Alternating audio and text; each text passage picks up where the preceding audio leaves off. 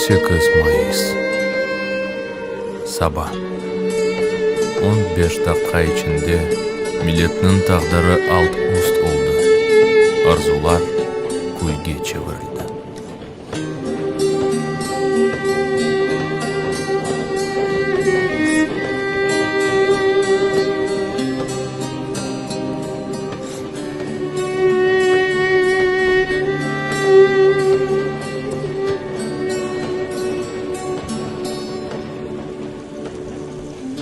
Hatırımızdan hiç de çıkmaz bu ağır günler. Hatırımızdan hiç de çıkmaz bu ağır günler.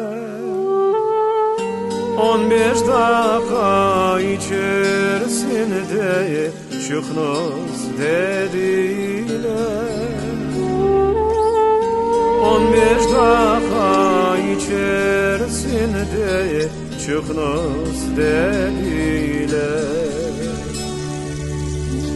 Adım tatar yurtum kırır, bu nasıl zulüm?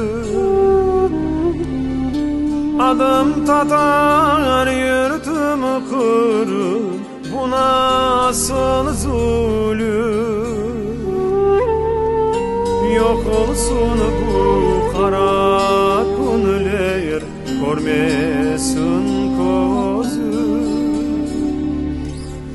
Yok olsun bu kara günler, görmesin gözüm.